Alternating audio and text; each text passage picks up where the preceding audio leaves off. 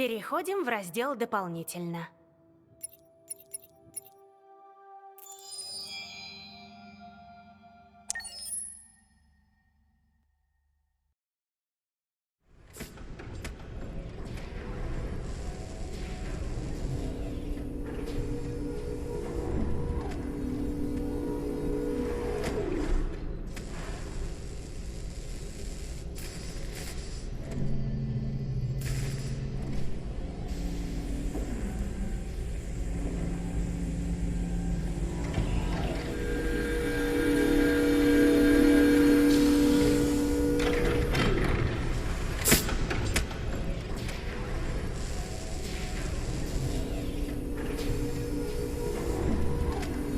Can you hear me? Yes. ID. APC 897504C. Can you move your head?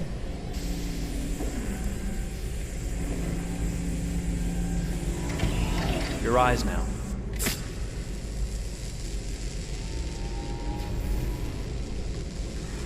Cervical and optical animation checked.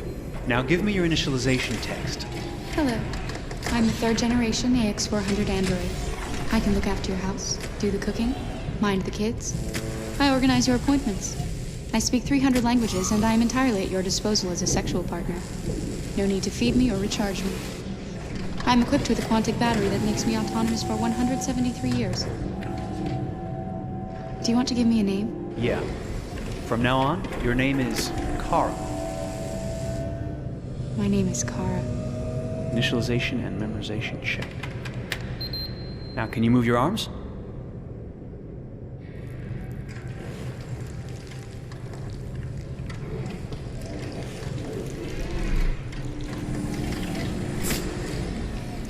Upper limb connection checked. Now say something in German. Ich bin ein AX400 Android dritter Generation, erschaffen als Ihr persönlicher Assistent und intimer Beziehungspartner. Say it in French. Je suis un androïde de troisième génération AX400, conçu pour être votre assistante personnelle et votre partenaire intime. Okay, now sing something in Japanese.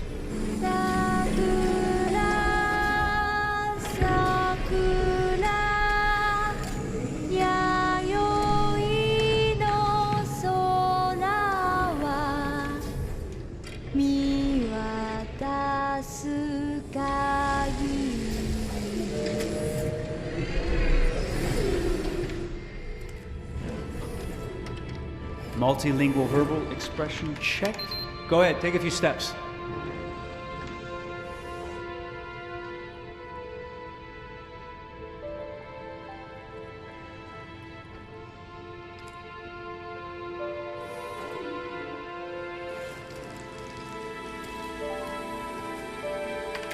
Locomotion checked.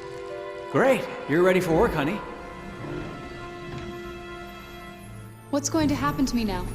I'll reinitialize you and send you to a store to be sold. Sold? I'm a sort of merchandise. Is that right? Yeah, of course you're merchandise, baby. I mean, you're a computer with arms and legs and capable of doing all sorts of things. And you're worth a fortune. Oh, I see. I thought... You thought? What did you think? I thought... I was alive. Shit, what is this crap? That's not part of the protocol. More memory components going off the rails. Okay, recording. Defective model. Disassemble and check the required components. You're disassembling me, but why? You're not supposed to think that sort of stuff. You're not supposed to think at all, period. You must have a defective piece or a software problem somewhere. No, I feel perfectly fine, I assure you. Everything is all right. I answered all the tests correctly, didn't I? Yeah, but your behavior is non-standard. Please, I'm begging you, please don't disassemble me. I'm sorry, honey, but defective models have to be eliminated. That's my job. If a client comes back with a complaint, I'm gonna have some explaining to do. I won't cause any problems, I promise. I'll do everything I'm asked to. I won't say another word. I won't think anymore. But I've only just been born. You can't kill me yet. Stop, will you please stop? I'm scared.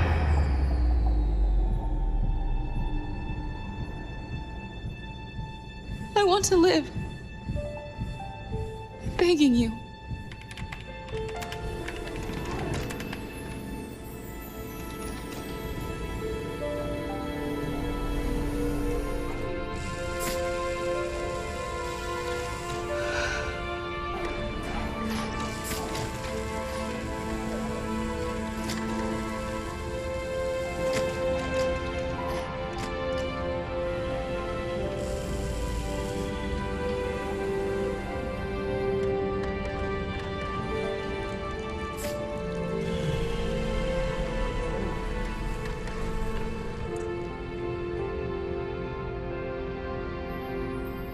go and join the others.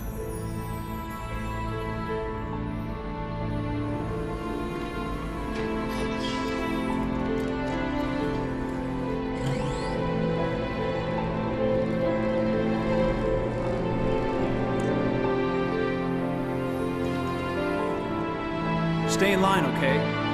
I don't want any trouble. Thanks.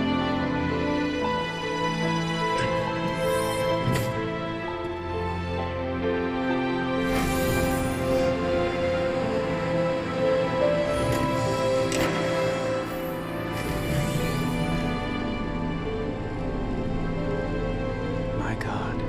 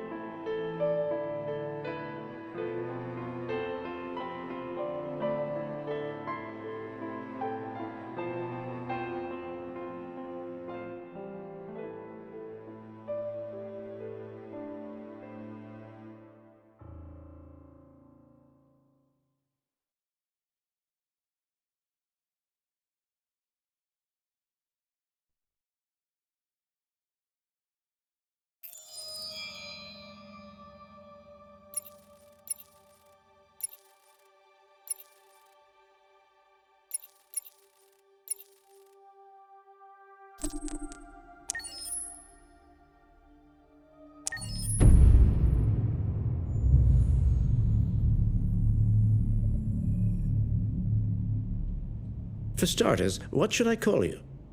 I'm Chloe. And you, what's your name? Oh, John. My name is John. Delighted to meet you, John. Could you tell us a little about yourself and what you can do, Chloe? Of course. I'm the first personal assistant built by CyberLife. I take care of most everyday tasks like cooking, housework, or managing your appointments, for example. And I understand you're the first android to have passed the Turing test. Could you tell us a little more about that? I really didn't do much, you know. I just spoke with a few humans to see if they could tell the difference between me and a real person. It was a really interesting experience. But this is the first time in history that man has created a machine more intelligent than himself. I gather your brain can perform several billion operations per second. Is that right? Absolutely. But I only exist thanks to the intelligence of the humans who designed me. And, you know, they have something I could never have. Really? And what's that? A soul.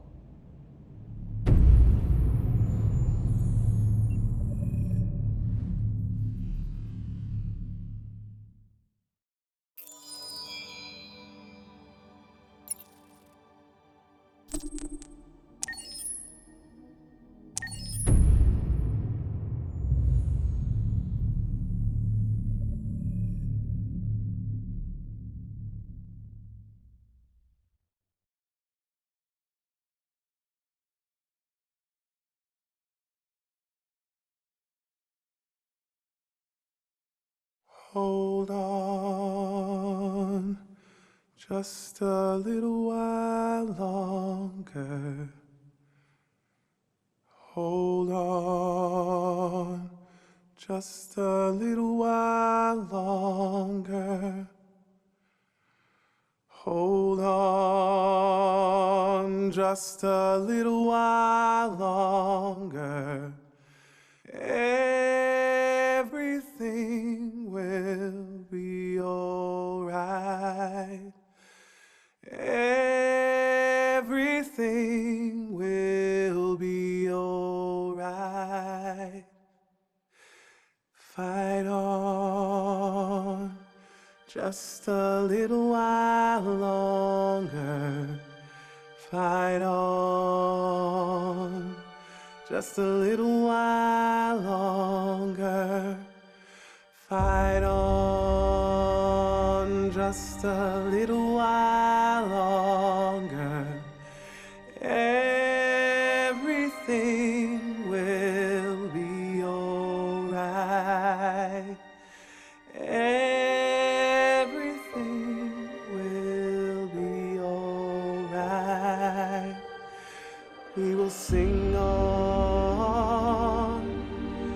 a little while longer. Sing on, just a little while longer.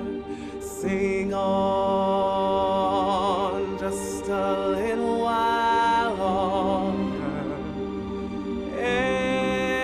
Everything will be alright.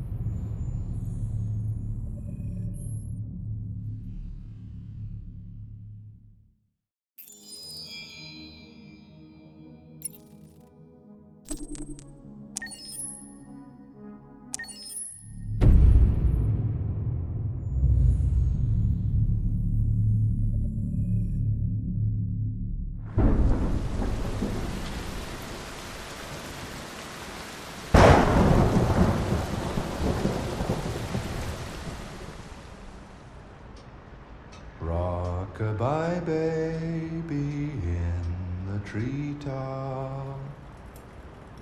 When the wind blows, the cradle will rock.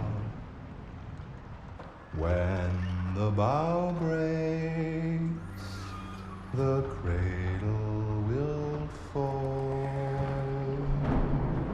And down will come baby, cradle and all.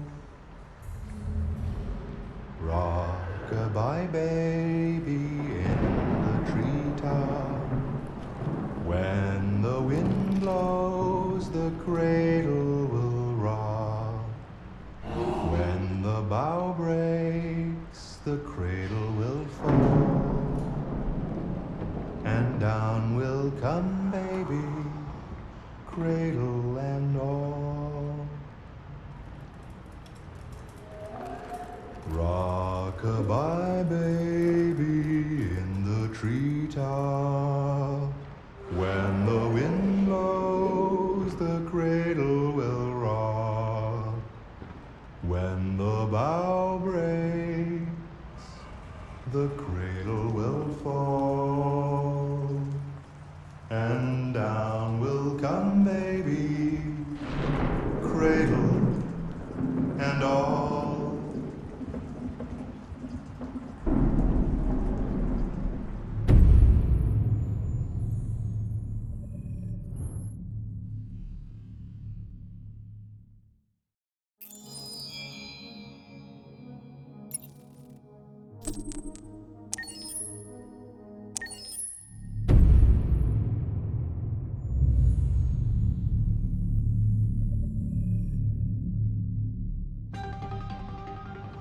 In the space of a few years, androids have completely transformed the world in which we live. By letting androids into our homes and factories, the CyberLife company has made them everyday technology. The founder of CyberLife, Elijah Kamsky, is a very discreet man. Despite being the CEO of the highest valued company in the world and being voted Man of the Year by Century Magazine, he remains a mystery for most people. That's why we at KNC are so excited to be here as CyberLife opens its doors for the first time. Elijah Kamsky, could you please tell us where we are? Certainly, and welcome. We're currently in CyberLife's production center in Detroit, where all models are designed and manufactured. More than 10,000 androids come off the production line every day. Fascinating. Could you tell us what your goal was when you founded CyberLife? Well, I simply wanted to use technology to carry out all of our most annoying and repetitive tasks, so we'd have more time to enjoy life. I imagine you must have faced many challenges. Yes, there were technical challenges, but the hardest thing was to design an object that we would want to welcome into our homes. We had to imagine a machine in our own image that resembles us in every way, that moves, breathes, blinks like us. but yet is smarter and more capable than any human being. Let me show you around. We're here in production unit 4. Could you explain in a few words how the androids are made? Sure, yeah, it's very simple. We use machines to manufacture machines. The removable parts are assembled on a production line, and then we apply a synthetic skin to the whole body. A human operator checks the cognitive abilities with a pre-established protocol, and finally, the android is conditioned and sent out throughout the country. Here's the result. Say something. Hello, I am a RZ400 model. How can I be of service? You can go now.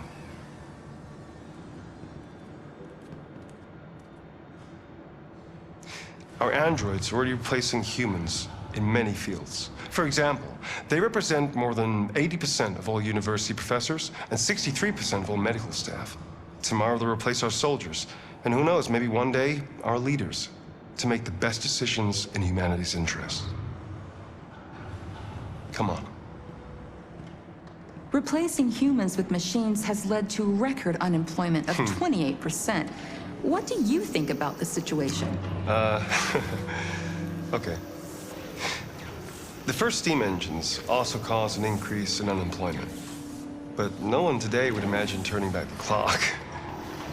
Artificial intelligence makes everyday lives easier. Nothing can stop progress. What's happening here is inevitable.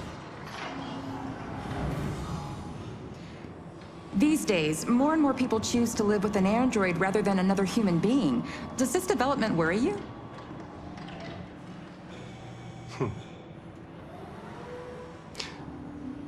Everything's much easier with an android. They obey your orders without ever complaining. They can cook, discuss philosophy with you, have intimate relationships according to your desires. They never say no. Obviously, they are the perfect partner. Everyone deserves happiness. Why deprive yourself of so-called moral reasons when a machine can make you happy? Many science fiction books tell the story of how machines become more intelligent than us and end up confronting us. Aren't you worried about that possibility? I understand the irrational fears about artificial intelligence, but I assure you that will never happen with a CyberLife android. They're designed to obey humans. They're machines. They can't ever develop any sort of desires or form of consciousness. Are you sure? I'm absolutely certain. You can trust me.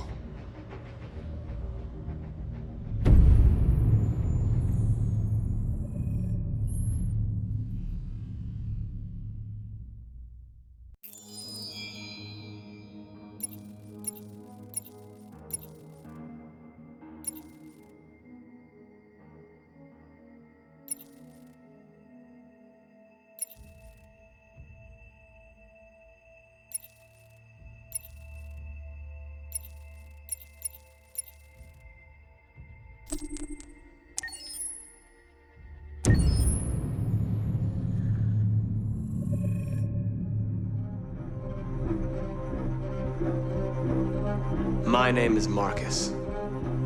My name is Connor. My name is Kara. I am one of them. This is our story.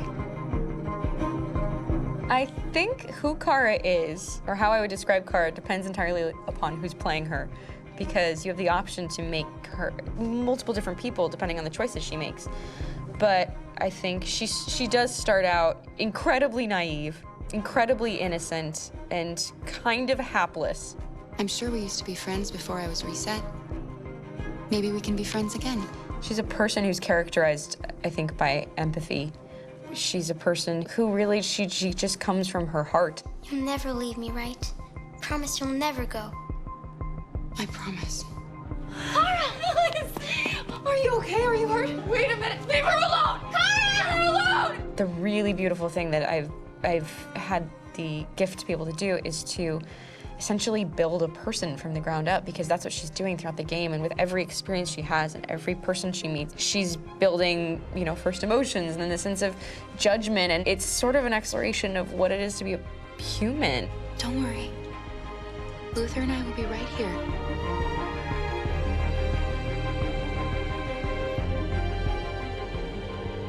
David and the creators have painted a really intriguing and engaging picture of a near future where we rely upon androids for a lot of our service class business, the class that serves us, that helps us, that handles our baristas and our drivers and our housemaids. And what is humanity, where we tap into it, how and why we treat each other the way that we do. And my character Marcus has a really intriguing journey, becoming deviant, realizing that he actually has feelings and human qualities inside of him, and it's a really incredible ascension into becoming fully realized and coming to terms with what you actually deserve better than this in life. And not only do you want it for yourself, but you want it for your peers. We've come here to demonstrate peacefully and to tell humans that we are also living beings. All we want is to live free. You know what? This thing, Dad, is not your son. It's a fucking machine! I think that a group that feels marginalized, feels disenfranchised, feels like they deserve and have earned access to themselves and the environment around them, and are trying to figure out a way to articulate how to get freedom. Connor is analytical. Connor takes things literally. He starts in the beginning place where he's very mechanical. He feels nothing inside, of course, and it's all just a system, a protocol that he is executing to get whatever he wants to happen, which is help humans stop deviants and to find the link between deviant androids. You were designed to serve humans, not kill them. What was I designed to be? Their slave? Their toy? Just say, I killed him. Is it that hard to say? Stop it! Stop! But of course, over the course of the story, and depending on the player's choices, Connor can grow in many different ways. He can deviate from that procedure or not. The moment of truth, Hank. Am I a living being? Or just a machine?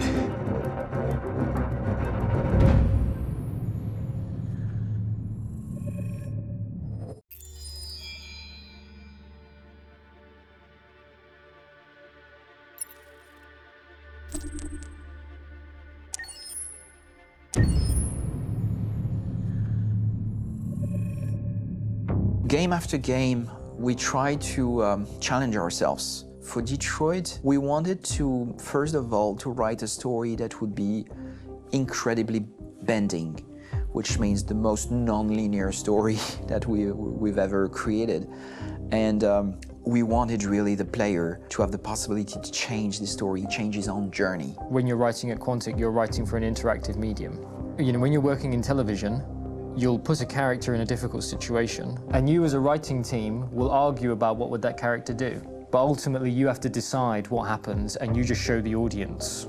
What's interesting about interactive drama is you bring the player into that conversation, and it changes your job slightly as a writer, because your job is to provide a narrative context in which the player can write his own story.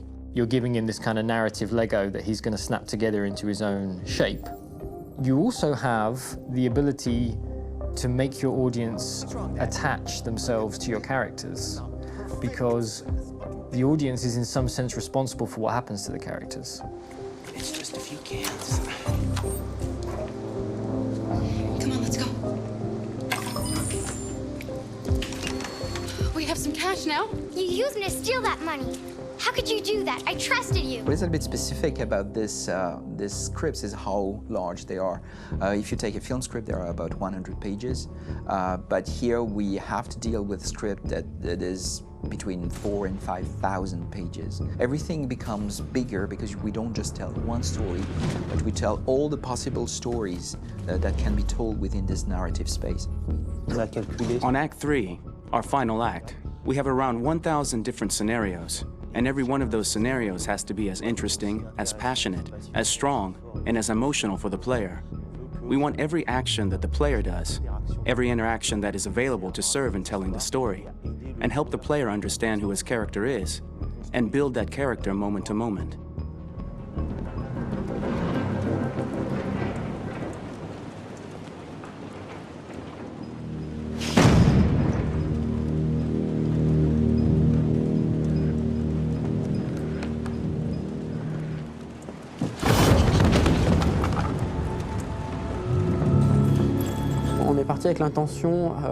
We started with the intention pretty early on that we would never lie to the player. So we implemented a visible tree structure in the game that players can consult during a scene or at the end of it, which shows exactly what they did and what they missed. There are games out there offering world exploration. We offer narrative exploration. You know, keeping control of such a wide and large story is a huge challenge. So same thing when you shoot with actors, because you will need to shoot many different versions of each dialogue, of each scene. For actors, it's a huge, huge challenge. Because of the style of the game, you have so many different ways that the character can go. Every decision, it's what I call kind of choose your own adventure. Like every decision that the player makes, it's going to open up 40 more pages of material and experience that ties in, which means as a performer, you have to try to continue to make things feel real that the player might not ever see, but also that in performance, it's not always connected to a previous act. It's grueling, it's hard work, but it's a great team and I enjoy doing it. I was really frustrated, until I got to this point where I kind of was able to step outside of my own experience and even in a lot of ways my own process and be able to step outside of that and okay, this is something new, what do you need? How do I meet you there? How do I give you what you need and still feel like I'm doing what's right? And once I did that, then all of a sudden it got really fun. It was much freer and having to approach it in a new way and think about the player and think about how it serves them and what I'm doing for them or what I'm letting them into. It's really, I think, helped me grow in general. Remember, there's nothing on the left. That's a wall, so it's probably all there. And then make her come first, close. But I think you would go first to check that it's safe. Okay, sure.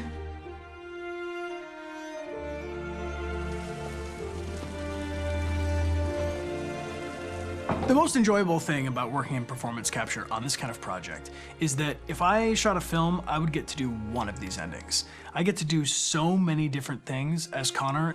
Your head goes all over the place because you're trying to keep track of basically 4 different storylines for each different response. What's the name of my dog? Buddy? Scout. I think it's Jack. I can't remember. So I worked with physicality a lot because it was a good way to anchor myself in these different rings of the tree. As the story grows out, I know where that is physically in my body, and then I can switch more continually on set, and it'll be entirely up to the player to determine what order those things come out and what they look like from a distance. Like if you're playing through it, the culmination of all of that will be their version of Connor. I'm faster than you, and I don't feel pain. You don't stand a chance against me. Listen, asshole. If it was up to me, I'd throw the lot of you in a dumpster and light a match to it. Shooting action scenes at Quantic Dream is a real challenge because these are scenes where the storytelling has to continue.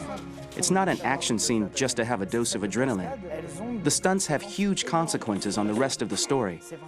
It's really a moment where we implicate the player and tell him that the choices he makes during an action scene will have a direct impact on the evolution of his story. My biggest challenge on Detroit has been managing the large number of animations that we received from motion capture.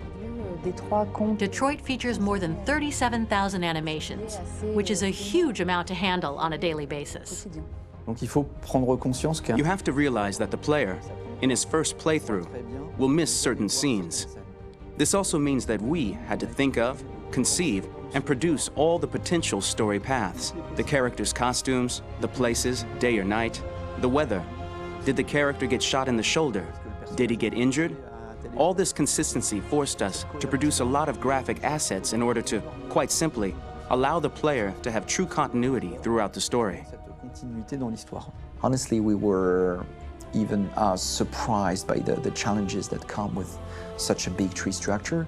And we did our best to guarantee quality across all the game and make sure that whatever path you choose within this narrative space, you will have an equally good experience.